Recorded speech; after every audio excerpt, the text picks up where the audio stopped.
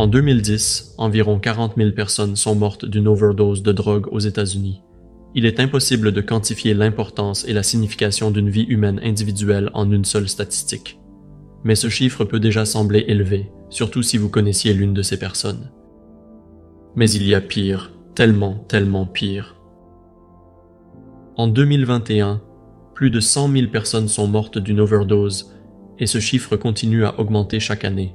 Il est difficile de déterminer la raison exacte de cette augmentation, mais tout commence par ces 6 mots: le fentanyl et le dark web. Selon une étude de l'UCLA, le fentanyl, un opioïde synthétique 50 fois plus puissant que l'héroïne, était responsable d'environ 10% des décès par overdose en 2000. Le premier pic de décès par overdose de fentanyl a eu lieu en 2015. Il est resté localisé dans l'est des États-Unis pendant plusieurs années, jusqu'à ce qu'il se répande dans tout le pays en 2019. Soudain, tout le monde a été exposé et les taux de mortalité sont montés en flèche. En 2021, 66% des overdoses étaient dues au fentanyl, et ce chiffre ne cesse d'augmenter. Vous vous demandez peut-être quel est le problème? Vous me direz peut-être, si les gens prennent de la drogue, ils devraient être prêts à faire face aux conséquences, non? Mais la plupart des personnes qui meurent d'une overdose de fentanyl n'ont même pas conscience d'en consommer. Et tout cela à cause d'un groupe de personnes, les rois du fentanyl du dark web, des gangs criminels qui ont compris comment fabriquer et distribuer le fentanyl illégalement. Le fentanyl étant beaucoup moins cher à produire que d'autres drogues, ils ont commencé à l'associer à ces dernières et à les vendre à des consommateurs peu méfiants. Telle est la véritable cause de la crise du fentanyl. Entre 2010 et 2021, la quantité de drogue consommée n'a pas doublé, pas plus que le nombre de consommateurs. En fait, la consommation de drogue n'a pas beaucoup augmenté, elle est juste devenue beaucoup plus mortelle. Il existe une solution, mais elle est plutôt radicale et nécessite une certaine ouverture d'esprit pour être envisagée. Et si nous contrôlions l'offre elle-même au lieu d'essayer de contrôler les fournisseurs?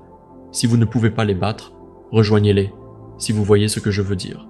Il se pourrait que la seule façon de protéger les gens contre les drogues contaminées soit de commencer à la source, en contrôlant l'offre elle-même et en la faisant produire et distribuer légalement. L'idée peut paraître saugrenue, mais elle est actuellement envisagée par les gouvernements du monde entier. En décembre 2023, les législateurs de la capitale suisse Berne ont proposé un projet pilote visant à autoriser la vente de petites quantités de cocaïne à des fins récréatives. En janvier 2024, le maire d'Amsterdam a soutenu une idée similaire visant à créer un marché réglementé, sain et contrôlé pour les drogues dures. Aujourd'hui, le mouvement a débarqué en Amérique du Nord par l'intermédiaire d'une société publique appelée PharmaDrug. Mais pour eux, c'est plus seulement une simple idée. Elle développe déjà une version biosynthétique de qualité pharmaceutique de la cocaïne qui pourrait changer la donne en matière de réduction des risques. Leur objectif est de promouvoir une option plus sûre, traçable et de qualité contrôlée qui pourrait réellement améliorer les résultats en matière de santé publique. Cela semble radical, je sais, mais une fois que l'on a dépassé la stigmatisation qui entoure ce concept, l'idée prend tout son sens. Et il ne s'agit pas seulement d'un rêve irréel de l'avenir, il est déjà en train de prendre de l'ampleur. PharmaDrug est cotée en bourse au Canada sur le CSC et aux États-Unis sur le OTC. Elle vient de déposer une demande de brevet et fait équipe avec un laboratoire agréé en vue de commercialiser un lot de sa cocaïne biosynthétique au cours de l'année prochaine. Si tout se passe bien, ce calendrier s'alignera sur les nouvelles opportunités offertes par les nouveaux marchés pour les substances réglementées et les tendances à la décriminalisation dans le monde entier. On peut dire ce que l'on veut de la consommation de drogue, mais il est indéniable qu'un approvisionnement réglementé et contrôlé sauvera des vies. L'approche n'est pas si folle quand on pense à la façon dont la crise des opioïdes a explosé.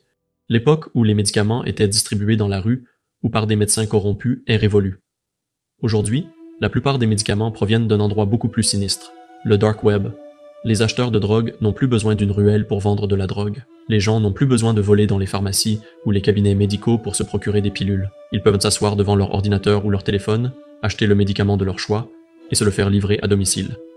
En utilisant des navigateurs et des logiciels spéciaux qui dissimulent leurs adresses IP, les utilisateurs sont difficiles, voire presque impossibles à tracer sur le dark web. C'est donc l'endroit idéal pour les boutiques secrètes qui vendent des substances illégales. Il n'est donc pas surprenant que cela représente un défi de taille pour les forces de l'ordre qui tentent de réprimer le commerce illégal de stupéfiants.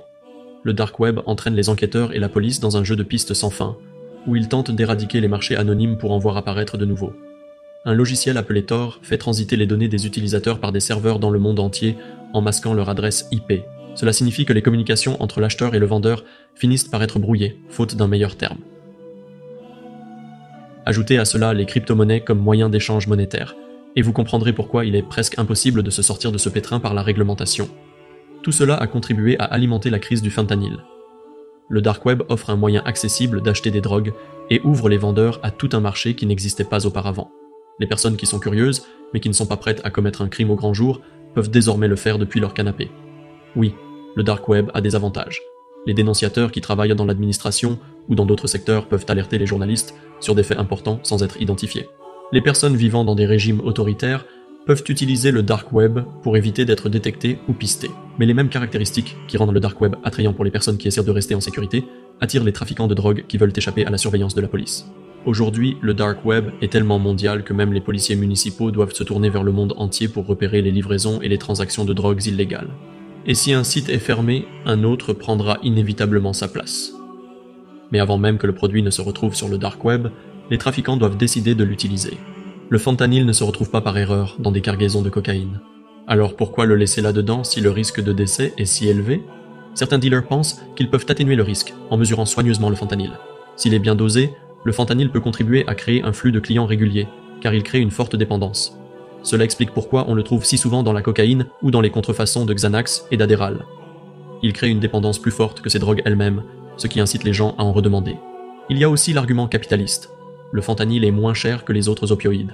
Une petite fraction de fentanyl peut imiter l'effet de dose plus importante d'autres opioïdes comme l'héroïne ou les analgésiques. Les trafiquants utilisent de simples agents liants et une petite quantité de fentanyl lorsqu'ils fabriquent des pilules opioïdes contrefaites, car cela leur permet d'améliorer leur chiffre d'affaires. La puissance du fentanyl en fait également une drogue très facile à trafiquer. Un ancien trafiquant incarcéré a affirmé qu'il pouvait fabriquer 10 fois plus de pilules contrefaites en utilisant du fentanyl plutôt que d'autres drogues. Même si le fentanyl est fortement réglementé dans les hôpitaux et autres établissements médicaux, il ne l'est pas du tout sur Internet, et encore moins sur le dark web. Les petites erreurs commises par des revendeurs non éduqués, malveillants ou ignorants, peuvent donc être fatales. La grande question est de savoir si nous pouvons l'arrêter. Pour ce faire, nous devons bien sûr savoir qui sont les personnes qui se cachent derrière ces sites du dark web, c'est-à-dire les opérateurs. Tout comme les célèbres barons de la drogue tels que Pablo Escobar ou El Chapo, il y a des caïds qui dirigent le commerce du dark web. Tout a commencé avec un site appelé Silk Road, le premier marché de la drogue à grande échelle du dark web, qui a vu le jour en 2011. Il a fait l'objet d'une grande attention de la part des médias, et les forces de l'ordre ont finalement réussi à intervenir et à le fermer en 2013, mais d'autres sites ont pris sa place. Alphabet est apparu et a fermé en 2017, mais il a récemment repris sa place au sommet. Dream Market était également un marché populaire jusqu'à sa fermeture en 2019. Son fonctionnement interne peut nous en apprendre beaucoup sur le fonctionnement de ces sites. Dream Market comptait une centaine de milliers d'inscriptions, et était à l'époque le plus grand centre d'achat de drogue du dark web. Plus de la moitié des inscriptions concernaient des substances illicites, mais le site vendait également des vêtements de marque, de la fausse monnaie et des informations bancaires en ligne volées. L'expérience d'achat est similaire à celle que la plupart d'entre nous vivent lorsqu'ils ont besoin d'un nouveau tapis de yoga ou de la pièce qui s'est détachée du réfrigérateur. Les acheteurs peuvent se rendre sur n'importe lequel de ces sites, effectuer une recherche dans l'inventaire et payer en crypto-monnaie, et les médicaments arriveront à leur porte. Comme pour les achats en ligne classiques, les acheteurs peuvent laisser des commentaires sur les vendeurs et les produits. Imaginons que vous achetiez une nouvelle télévision. Vous pouvez aller en ligne et lire quelques avis, chercher la meilleure affaire, ou voir quels sont les détaillants les plus réputés pour ce que vous recherchez. Dans le pire des cas, vous risquez d'acheter une télévision de mauvaise qualité. Mais sur les marchés de la drogue du dark web, le pire scénario est que vous achetiez des médicaments mélangés à quelque chose comme le fentanyl, qui pourrait vous tuer. Les critiques peuvent sembler être un vieux produit sur Amazon, mais elles sont lourdes de conséquences. L'un des avis sur Dream Market au sujet de 100 mg de carfentanil dit ceci: « J'ai mis une éternité à trouver un nouveau fournisseur de carfan, mais j'ai finalement trouvé un bon vendeur. C'est génial. » Cela semble assez innocent, mais le carfentanil est un opioïde synthétique utilisé pour endormir les grands animaux et qui est encore plus puissant que le fentanyl. 100 mg suffisent pour tuer des dizaines de personnes. Malgré toutes les difficultés rencontrées pour démanteler les sites et les caïds qui les exploitent, il y a eu quelques succès retentissants dans la lutte contre le marché de la drogue sur le dark web. Un Indien britannique de 40 ans, Banmeet Singh, dirigeait un trafic de drogue international depuis son domicile au Royaume-Uni. Il a été accusé de complot en vue de commettre un blanchiment d'argent et de distribuer et de posséder avec l'intention de distribuer des substances contrôlées en avril 2024. Il a admis qu'entre 2012 et 2017, il était actif sur le marché de la drogue du dark web, distribuant de l'héroïne, de la cocaïne, du fentanyl, de l'ecstasy, du LSD, de la kétamine, du Xanax et de nombreuses autres drogues. Il a dû remettre plus de 4000 bitcoins. d'une valeur de plus de 245 millions de dollars, et s'est vu attribuer le même niveau de priorité qu'El Chapo. Ensuite, il y a eu l'opération Spectre, une opération du ministère américain de la Justice qui s'est terminée en mai 2023 et qui visait à lutter contre le trafic d'opioïdes et de fentanyl sur le dark web.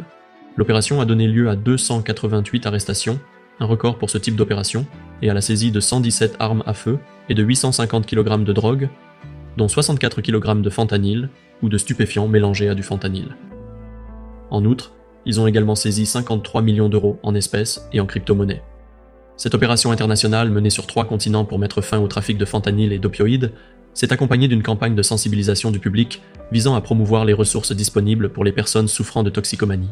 Le message de l'opération aux criminels du dark web est le suivant. Vous pouvez essayer de vous cacher dans les endroits les plus reculés d'Internet, mais le ministère de la Justice vous trouvera et vous tiendra pour responsable de vos crimes. Cette opération n'a fait que renforcer l'engagement de la Drug Enforcement Agency à mettre fin à la chaîne d'approvisionnement en fentanyl et en opioïdes du début à la fin. Ils sont peut-être déterminés aujourd'hui, mais la toile noire ne cesse de s'étendre et, inévitablement, un autre caïd fera son apparition. Et peu importe le succès qu'elles ont eu par le passé, les autorités devront tout recommencer à zéro. Est-il donc plus efficace d'essayer de tout arrêter ou de contrôler l'offre? Une option légale sûre comme celle qui est proposée est-elle la nouvelle idée qui pourrait mettre fin à ce cercle vicieux? Au milieu des années 20, les États-Unis ont interdit l'alcool, mais les gens n'ont pas arrêté de boire pour autant. Ils sont entrés dans la clandestinité, et les trafiquants illégaux opérèrent de la même manière que ceux qui opèrent aujourd'hui sur le dark web. L'activité illégale s'est développée, il n'y avait pas de réglementation, et de l'alcool beaucoup plus fort et plus dangereux que ce qui était vendu auparavant est devenu largement disponible. Sommes-nous en train de vivre cette époque avec la drogue? Et si c'est le cas, est-il temps de repenser notre approche? L'objectif étant de sauver des vies par tous les moyens.